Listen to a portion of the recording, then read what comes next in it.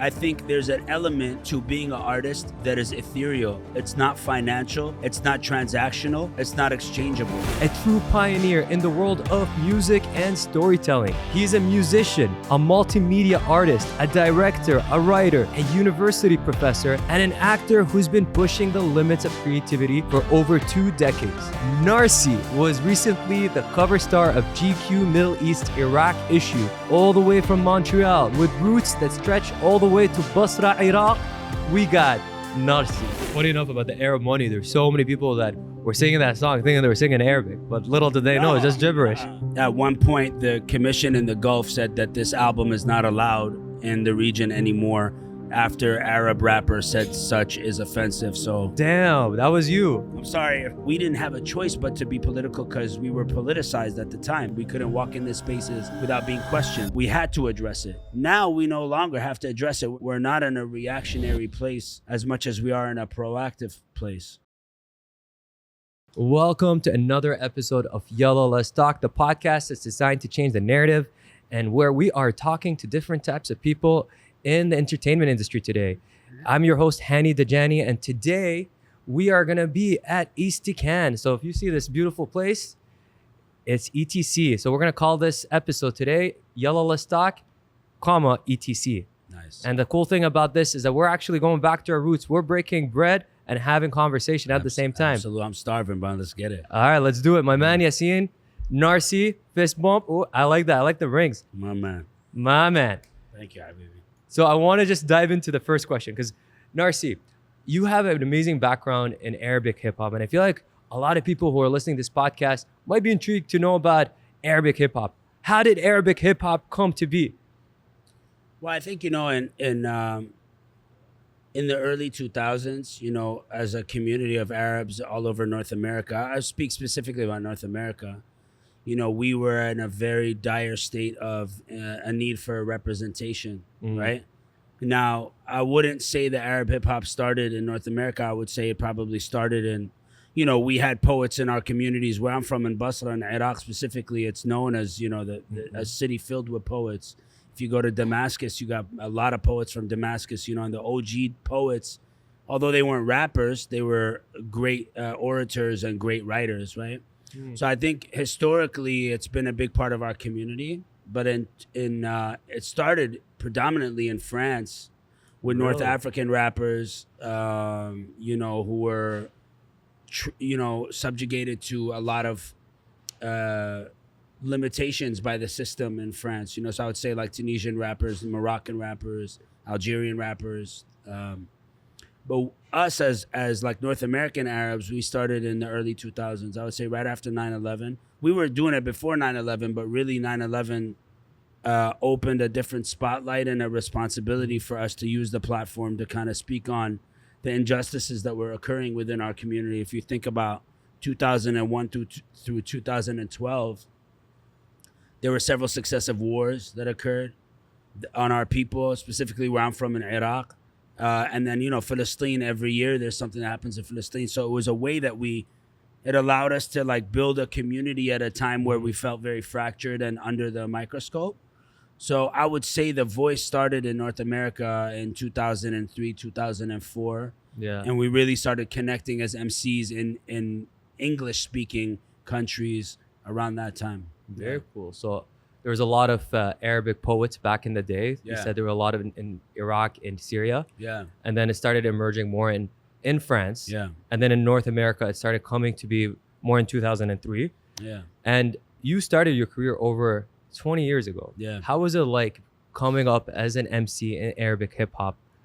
I think it was pretty difficult because we had to play between two worlds, right? There was like the activist scene that we were serving with our work and speaking to power from that space because we needed it, right?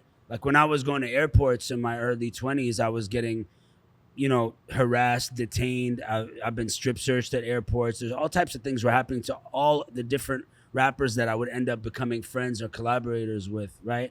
So there was a need for this space in hip hop music for us to express ourselves. But at the same time, we were getting pigeonholed for being the Arab dudes, right? So we had to carve a lane that didn't exist, and we were kind of the first chapter in that story, in writing it. You know, time flies.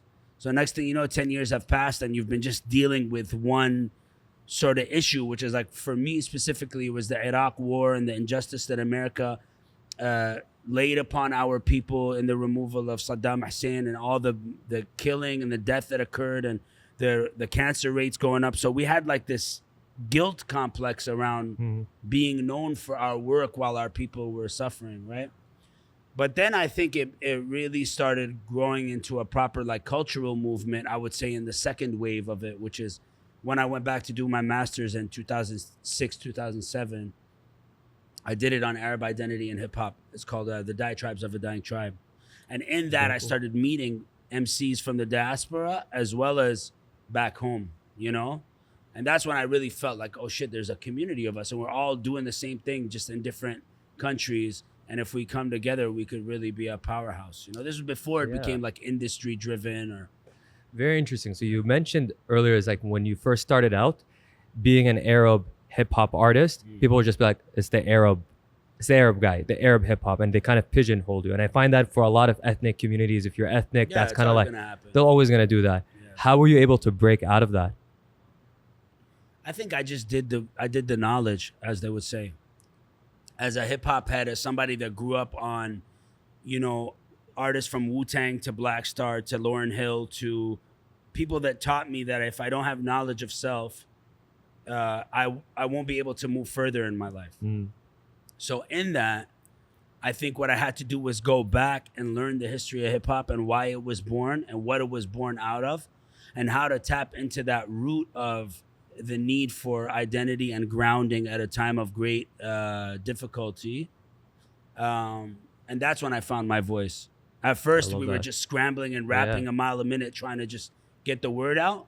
But when I stepped back and like did the knowledge and learned about hip hop culture and how much I was a visitor within hip hop culture, and then realizing how much of a visitor I am on the land that I live in Canada, specifically in Montreal, Giajake, like being on indigenous land and being a visitor in that land and doing all that, like kind of like grounding, is when I found myself within the culture and was able to finally like freely connect with some of the legends that I ended up working with in my path. You know what I mean? I love that. Just, you know, staying true to yourself. Yeah. Doing the work, doing the research. The cultural work. The cultural work. Yeah.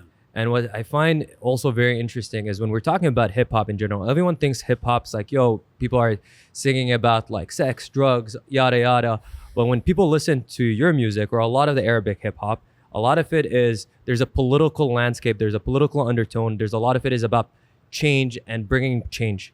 And I wanted to ask you, do you find that in the past 20 years, hip hop has changed for Arabs? Yeah, I think like I said, you know, when we started, there was no ground to stand on, right? So we were just telling our stories as they were, like in real time, you know? And it was a bit ahead of its time, because having the vantage point of being in North America while being Iraqi, while your country is being bombed, it gives you a awareness of the world that is ahead of the time of what is served as a public narrative in the news or in media. You know, the kind of movies that were coming out at that time were all just very stereotypical representations of who we were. There were no Arab voices in the public sphere that weren't on the news, right? So I think now we're in a place where with social media, with the growth of the culture, with record labels being built under, you know, as subsidiaries under majors, there's a plethora or like a wide range of voices now that allow the political to sit within it. You know, we didn't have a choice but to be political because we were politicized at the time. You know, we could, like I said, we couldn't walk in the spaces without being questioned. So we had to address it. Now we no longer have to address it. We're not in a reactionary place as much as we are in a proactive place, you know?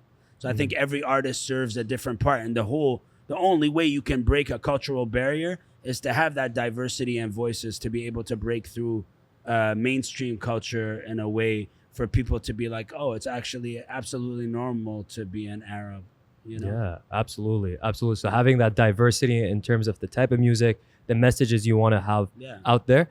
Now, my follow-up question to that is we're now seeing Arabic hip hop blow up. Like, no pun intended, but it's my question is That's a that's very, very 9/11 joke, by the way. I know. I was like, damn, I'm gonna get canceled. But regardless, the question I have is, right now we're seeing it become more and more popular. As someone who's been in the industry for as long as you have, why do you think that is?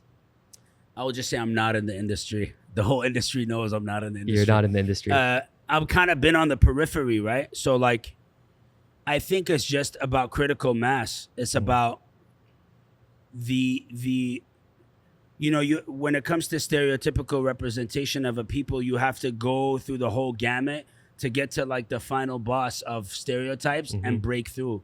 Like that's really what it is. So I think there were generations that came up dealing with those stereotypes and like building safeguards and walls around the way we were represented in media. And then the young ones came through and just broke the wall down. And I think that's very important. Yeah. And artists that are now blowing up in mainstream culture also have industry backing, which allows you to navigate public spaces on the internet specifically with dollars behind you. With dollars behind you, wow. And I think it's very important to have those dollars behind you in order for it to go mainstream, besides the natural viral moments that occur. You need resources, and that's what dollars behind you so means. There's infrastructure now where there wasn't infrastructure before. And I think, it's just a matter of time. Yeah. I love that. And so something that I learned while I was talking to you is that you do actually mentor a lot of Arab artists quietly. Yeah. Can you walk us through, like, what are some things that you've noticed some of these Arab artists do that you're like, everyone should be doing this? I think, for me, when it comes to mentorship, it's not like a public thing that I've shared, so I think it's a one-to-one basis. And I don't necessarily view it as mentorship more than it is conversations that I wish I had with people at certain points in my career that I didn't, those OGs weren't around, right? So I had them with people like Dave Chappelle, like Kweli, like the artists that were from the Black community in America that had that knowledge of self because of their experience within industry and how to break through. And then eventually brothers like Mu'amar and stuff who are in my age bracket that are way bigger, they also helped help me understand certain things that I need to break through, right? So when it comes to young artists, for me, the question I always ask them is like, what do you need? What do you need from somebody that doesn't want money from you? I don't want money from you. I don't want anything but to be able to further. I'm a cultural worker in a sense, right? Yeah. So like, what are the questions that are plaguing you? What kind of visual elements do you feel like you're having? Like, what's problematic in your career right now? What are the difficult internal conversations that you're having that you need to break? Okay. So I like that. So a lot of it is just depends on the artist. There's no like one piece of advice that. Yeah, it's not like here's your social media metric. Like, how do you get so many views? It's more like, where's your heart at? I think there's an element to being an artist that is ethereal. It's not financial. Yeah. It's not transactional. It's not exchangeable. It's not so my role has always been as a cultural conduit. I like that. And I respect that because I think doesn't mean I don't like money or I don't want money out of it. But I think like my primary role has always been as a cultural conduit between cultures. So if there's anything I've learned from that is that there are necessary conversations that need to be had internally for external success. There's a certain element of the work that's very important to have critical thinking around because in the long run, it might have ramifications on the overall representation of our people, And those are the difficult conversations that I have with people. Actually, some people don't want to hear it. I want to hear it right now. And I think a lot of the people who are listening want to hear it. Can you tell us a little bit more about what you mean? I think, it's very easy as at a young age to fall into generic, easy things to market yourself with, especially at a time like this where our people are once again under attack. We have to be very mindful of the kind of imagery that we put out into the world and how we celebrate over orientalize ourselves. And I think like in the public spaces and the spheres, that you have to think about the people that are consuming the work. So, to avoid the general stereotypical like belly dance, like a European point of view of what it means to be an Arab, is very important in your work. And I think a lot of young artists have that awareness because they're well read. Part of my job when I mentor people is like I give them books, bro. I give them books that I read that changed my path. I have a follow-up question on that because like I feel like I'm like, let's say I'm a person who wants to the good food, za'atar fries. Of course. Yeah, it's like speaking of culture. But let's say I'm an artist or someone who is inspired by the culture. How do you differentiate between embracing the culture and fitting into a stereotype, the Orientalism, that what you just referred to right now? You just have to be aware of your positionality. That's very important. Where you stand within the culture is how you should represent yourself. One thing I appreciate about an artist like a Nemesis, let's say, she knows who she is. So she doesn't have to overdo anything to be herself in public. She is 100% herself at all times in the way she speaks and where she presents herself visually or musically, right? So I think like if you have enough self-awareness to know your positionality, then you can enter a space with enough comfortability to know you're not self-orientalizing, And if there are a lot of artists that don't have that, and I think we have to have those difficult conversations to get there. Okay, if you want me to name artists, I won't. Because tell I us signed the an artist. NDA. No, there's no specific artist. I'm just saying. Absolutely. At a time of war, we have to create beauty. I'm happy you mentioned the whole aspect of war and when it comes to creating, because we see a lot of artists right now that they are using art and music as a vehicle to express themselves, to express the sorrow and the pain that they're going through. But then it becomes a question is it becoming now overused to use our plight as part of their art? That's question number one. And then my question number two is, can you be both an artist and an activist? Yeah, absolutely. I think I'll answer question number two first and say, absolutely. There's a difference between being an artist and a celebrity. Celebrities who try to be activists by using their soft power as celebrities will fail because soft power doesn't do shit. It's not going to change the system because you're within the system. So you're really serving the way that human beings are consumed by being a celebrity. It's out of your control now. You're no longer yourself. You're a being outside of yourself. But if you're an artist, you can always be an activist. It just depends where your heart is at. Because most artists create from a spiritual place, and spirituality is connected to the embetterment of humanity, and we all share that spirit. It's a common collective consciousness. So yes, you can be an artist and an activist at the same time, 100%. You just can't really be a celebrity first. You got to choose, in my opinion. Yeah, and I think it's beautiful when we're seeing artists use it as part of their art. Like it's becoming part of their identity. Yeah. So I 100% yeah, and echo like, those look, statements. it's not to dog on celebrities, but I think with the genocide in Gaza, one thing that it made me realize is that old tools of the master don't work anymore to change anything in the world besides spreading the word on social media and wearing pins to award shows that are run by the same systems that want to kill us. Give us names. No, I'm kidding. I mean, I don't need to. You can go Google it. But you know what I mean? Like the award shows and the parading and the puppeteering of what our culture is and where it can stand is not gonna help the people in Gaza if it's not gonna change the legislation. So as an artist and an activist, you have to stand in the spaces with the activists and use the art to galvanize and grow the movement. And the movement can't grow horizontally. It can't grow upwards because if you go high really quick, it's gonna crash. Activist movements and cultural movements have to grow very slowly and actively and with intention. And I think that's what art is too. You grow your artistry with intention slowly until it becomes a mass thing, right? I love that. Just you keep improving incremental changes. Yeah, incremental, because you're not gonna break the system. You're not overnight, and you're not gonna change the system from within it. Playing the game, you're just a player in the game, in my opinion. That's a bar right there. Now, you mentioned the region. And I want to go back to Arabic hip hop and the region, because when it comes to hip hop in general, it's supposed to be like raw, authentic. But in our region, it's sometimes censored. Yeah. What are your thoughts on that? I mean, look, I grew up in Canada, so I'm not gonna tell you what an artist should or shouldn't do where they live. You know, our people face great adversity from the outside and from the inside.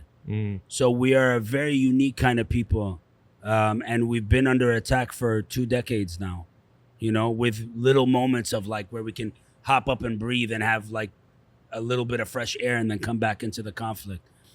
So I think the way artists have been navigating that difficulty, you know, I came up with Mashru' Layla, right? Like those are my homies. Like in the space, we grew up as indie artists because labels wouldn't embrace that voice. And when labels did try to embrace either of us, it was to kind of sacrifice a bit of the openness that we had in our work. So I would never tell an artist to put themselves in danger to send a message out in their music, unless they're in the right place to know that they'll be safe out of that. And I mean, you look at artists in Egypt, I'm sure they're facing a lot of censorship and a lot of stoppage in terms of what they can and can't put out. But the internet is a vehicle for things that can grow on their own. So I think people are doing great. You got artists from Sudan that are doing amazing. Artists from Cairo and Egypt that are doing amazing. So basically, artists from Palestine that are doing Palestine. amazing. Yeah, absolutely, bro. So basically, whether they're censored or not, these Arabic artists are finding their way. Yeah, I think we don't have a choice, bro. Yeah. We're not from our parents' generation where we ran. You know, our parents' generation had to leave. We luckily have the privilege to run towards the problem and try to fix it. And we have a group of people with us. We're not on our own. You know, the boogeyman is kind of demystified for us. The boogeyman is all around us now, you know? And the power is quite literally in our hands, you know? With our phones and our devices and our ability to create on the spot and put stuff out, you know? It sounds to me just how media in general, how decentralized it got, it's now paving the way for a lot of these artists to come to be. Is there any fact that about Arabic hip hop that you find amusing that people might want to know more about? Yeah, man, I just think we have amazing diverse voices. Diverse voices. Yeah, we have so many stories, bro. Like you look at an artist like Saint Laurent, you look at an artist like Belly, you look at an artist like MC Abdul, you look at an artist like Eliana, you look at Nadina Ruby, you look at Faluka, you look at Omar Effendim, you look at me. There's so many voices, and they all represent a specific vantage point of this experience of being an Arab, right? And then if you go into our creative community and you look at the brands that are coming out of the creative community or creative consultants that are in that community, like Moha, like a bunch of different people that we know that are actually shifting the needle, you know? Absolutely. And everybody is a chapter in a larger book. And I think we should all like embrace each other as a community and just do the best that we can. You know? Well said. I love that. And it's very true. Like we're building an ecosystem and everyone has a different version of their art. Yeah. And it's like you said, that diversity is what makes us powerful. And like with everything, bro, there's a dichotomy to everything. Absolutely. Technology has a positive and a negative, you know? What's the negative here? I think a negative of technology is that it's like self-surveillance. We're actually giving away, you know, back in the day, they used to be like, oh, I'm paranoid. I go to the airport, they're searching me, they're looking for something. Now we surveil ourselves. We overshare online about who we are as a people, right? And we some people overcompensate for the need and live on the internet over live in real life. So there's a blessing and a curse in everything. And I think as we go, we just have to take moments of pause to see what we're doing wrong and restep and slowly keep building that ecosystem and infrastructure to prop up the next up and coming artists and the younger artists, you know? Facts. I'm just like reflecting and thinking, I'm like, yeah, sometimes I see people oversharing. I feel like the younger the generation I speak to, they tend to be a lot more private. Yeah, and which is amazing. Right? That's a reaction to the oversaturation of the internet. Absolutely. And COVID. I think COVID did that to people too. Absolutely. It's cool. It's honestly like a luxury to have privacy. Yo, please dig in some food. Yo, please. Okay, let's talk a little bit about this food. Okay, we got to take a break and talk about this incredible food right here. First of all, do you know what this is right there? I have no idea what that is. Is that This is Makdous lebne lebne? and makdous. This is I actually knew what that this was. is an istikan special right there. And I think makdous, if I'm not mistaken, it's Syrian. Can we fact check Syrian? It's Syrian? I don't know. I have it with the Syrian side of my family. Everything's Iraqi, right? Everything's Iraqi. I'm sorry. Everything is Iraqi. We started everything.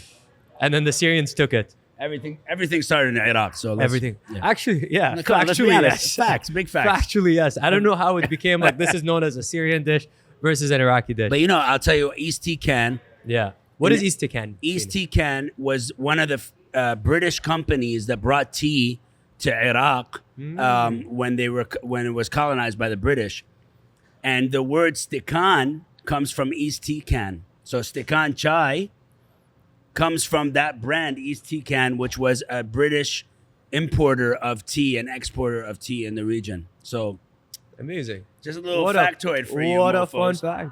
Now, I want to actually flip the conversation to talking about hip hop mainstream and how Arabism has been used in hip hop. Like we see Drake saying Inshallah, we see Nas saying Allahu Akbar.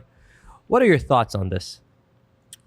Well, I think the beauty of hip hop culture being born out of New York City is that Islam was very present in the streets of New York City. Whether you're talking about the Nation of Islam or the 5%ers or Islam as we know it.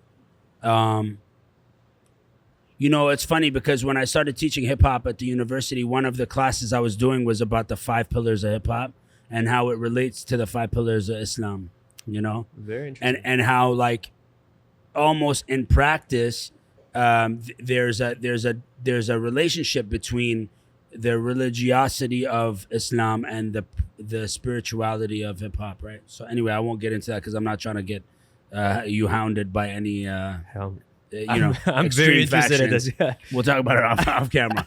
But I think it's very obvious that in New York, you know, Islam was, you know, you had an artist like Rakim who was, you know, proudly 5%er in the Nation of the 7 Stars. So like he was Muslim, and a lot of your favorite rappers are Muslim, right? So in a sense, I don't see that as like a co-opting of culture because it's very much a part of the New York streets or the Philly streets, or, you know, Yep. Islam is very prevalent in America, right? Whereas then you have like Jay-Z and Timbaland sampling Abdul Halim and thinking they could get away with it until Abdul Halim's estate came to get them, right? So there is a certain like, oh, we could steal this because nobody knows what it is, not realizing how big our culture actually is, and that full circle, it'll come back to you, right? So there's that. And then if you watch, you know, I'm sorry to say this, but if you watch Diddy videos from the Mace era when they were been around the world in I, you know, they actually stop in Iraq and these Iraqi soldiers approach them and he's like, Shaku Maku, ma ta'arafuni, I'm P. Diddy. So like there was an American representation of Arab culture when America was at war. When is America not at war with the Middle East? But when America started going into Iraq and invading during the first Bush era, that represented Arabs as these like monkeys with military suits coming at you and you have to escape them. So we have a diverse kind of layering of our presence. And then if you go to New York, all the Akis run all the bodegas and they make your chopped cheeses and shit. Those guys are all Arabs and Muslims. So it's very much a part of the hood as well, right? So it really depends on the artist. If there's a specific example you have, you know? Okay. I mean, Drake is surrounded by Lebanese dudes and Muslim guys. So like, That's and very it's fair. Toronto, wallahi, you know what I'm saying? Wallahi, I know. Wallahi has become just Toronto slang now. Which is amazing, man. Subhanallah, bro. Subhanallah, subhanallah. Yeah, inshallah, Allahu. Actually, it's Allahu Akbar. It's like, I don't know. Wallahi is Man, like, Allahu Akbar, Allah, just Allah. say We're gonna it. make it. We're gonna make it slang. Yeah. Allahu Akbar. We're gonna convert It's good. everybody by the You end gotta of this. bring it back. You gotta bring it back full circle, you know? I like that. So you mentioned like when it comes to like the Arabism and Islamic references, it really depends on the artist, but it has become more a part of the culture.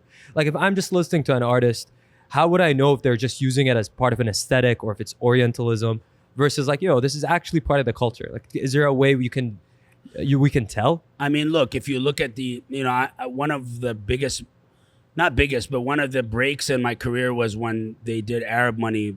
Busta Rhymes did Arab Money, That was catchy. and I responded to it, and I said, like, use Arabic, bro. There's a Yemeni guy down the street من عندك روح اسأله كم كلمة بالعربي وخليه يحكي لك بالعربي and use it. Don't use gibberish. So they used gibberish on that song, and I got very vexed, and I made a version of it and put it on the internet, and that went viral. And like, that's a teachable moment. That shouldn't happen. If you're gonna use Arab culture in your work, there is a plethora of Arabs around us that you can go tap into to do something beautiful to celebrate our culture, right? But if a guy like A$AP Ferg is saying ride with my squad, alhamdulillah, he's actually using it in the proper context. So we can't really, Yeah. But it's funny enough about the Arab Money. There's so many people that were singing that song thinking they were singing Arabic, but little did they know it's just gibberish. Yeah, no. But yeah, I do like that song. Ride You like with the Arab Mob. Money? Oh. What do you want? Arab Money? I actually do like Arab Money. Then You know you're what's- part of the problem, my brother. I gotta leave. But you know what's fun? What's funny is that I went to high school in Kuwait, and that song was so popular in Kuwait. Everyone was listening to it. Fun fact, I got that album banned in the MENA region from being sold Really? at all Virgin mega stores Damn. indirectly because I responded. And if you go Google it, at one point the commission in the Gulf said that this album is not allowed in the region anymore after Arab rapper said such is offensive. So Damn, that was you. I'm sorry. No, Sorry, Mr. Buster. It's okay. I appreciate that. Tell us about your album. What was the inspiration? Well, during the pandemic, I had a bit of a personal meltdown that I think, I was turning 37, and I was at the height of my career as an independent artist. I felt like I was in a really good space, and then everything got like sucked out from under my feet. Yeah. So I really delved back into the art, and I started working on this album in 2022, right? And the idea was, at first I was making an album called Yasin, which was like, every artist does like this is the me album, right? But then it became an album that's about like the removal of idolatry and celebrity from the concept of the art. So if I was to remove myself, these are the core tenets of who I am as an individual. And then it became the Rockefeller album. And then as I listened to the whole work, it became, I went to New York, and I always go to bookstores. I run a bookstore in Montreal with my wife, right? Maktaba, right? So every time I visit a different city, I go to independent bookshops. And I walk into bookshops and I ask for two kinds of books usually. I ask for books about Arab culture, and then I ask for Marshall McLuhan books because he's my favorite media theorist, right? And this guy pulled out a book. It was called To Be an Arab in Israel by Fawzi Al-Asmar. And it's about being an Arab journalist in growing up in Palestine into the Nakba and then onwards into the 70s and how his life changed. So To Be an Arab became the title of my album, and it's in brackets. And the conversation on that, it's a double album, and the album is a conversation with an AI therapy bot played by Nouriya, DJ Nouriya, who is in conversation with me about my feelings about being the Arab guy in these spaces. So being the Arab guy in industry, being an Arab guy in the university, being the Arab guy in community, being the Arab guy in society, being an Arab guy in the world, and what that really means as you peel the layers of being that person. And the further you go into the album, the more digital my voice becomes. So I become one with the AI, right?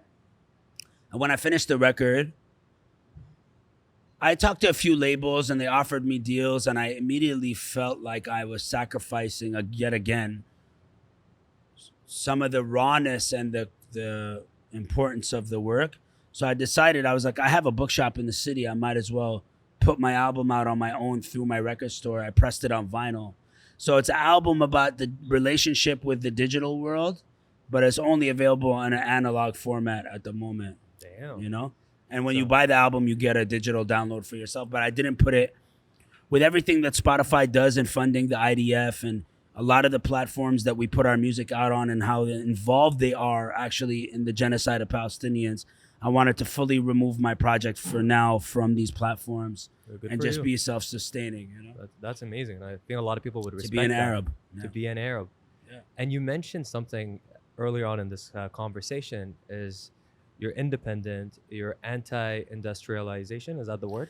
Yeah, look, I wouldn't say I'm anti-industry because I have a lot of friends that are in the industry who work as A&Rs or you know, just cultural shifters and movers.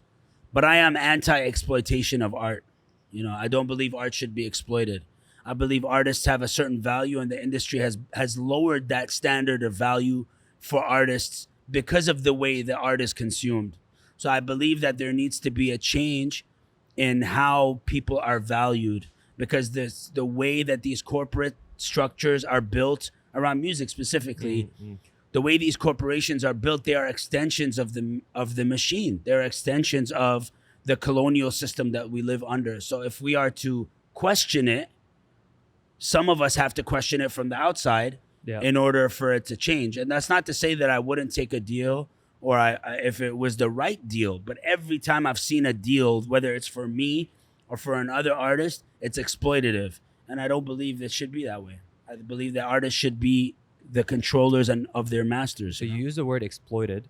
Can you tell us a little bit more what you mean by Yeah. exploited? Think about it. Every time your song streams on Spotify, an artist gets 0.00001 cent, right?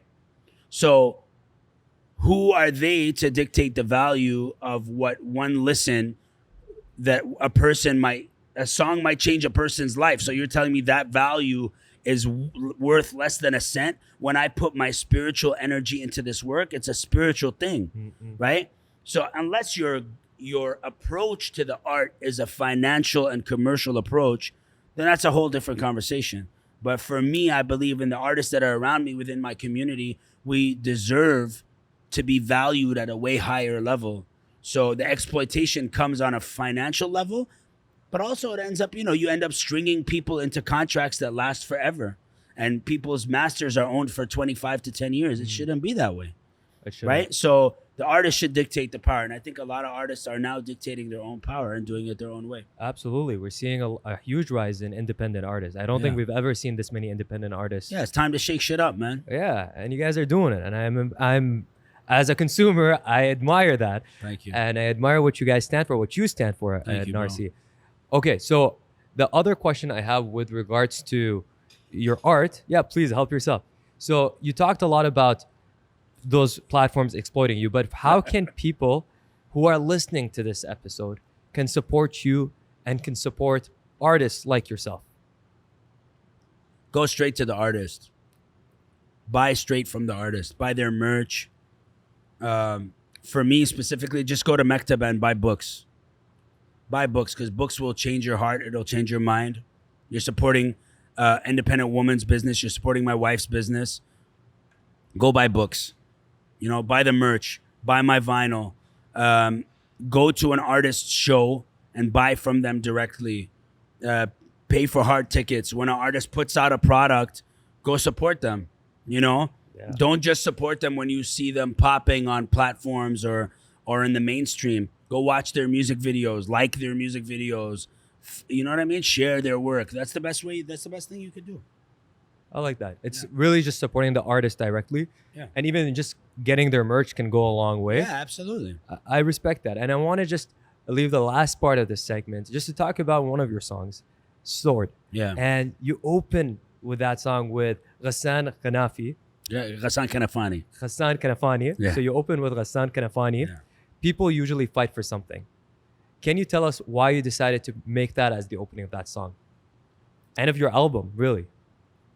Well, I think I love Ghassan Kanafani, but he died at a very young age. He was assassinated at a very young age.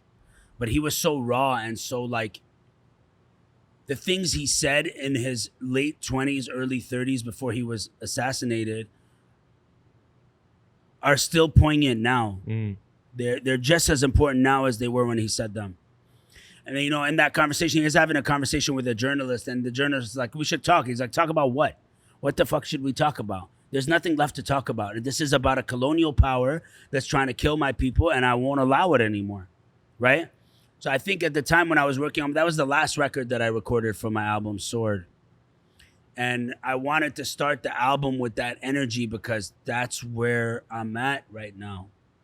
Even the album itself and what it represents is exactly in that message. It's like, what are we going to talk about? I have nothing. This is who I am. I'm not going to talk to you about me or try to defend myself. This is who I am. And you're going to have to accept it for what it is. You know? I love that. So that's, and, yeah. Yeah, and Sword is about transcultural solidarity.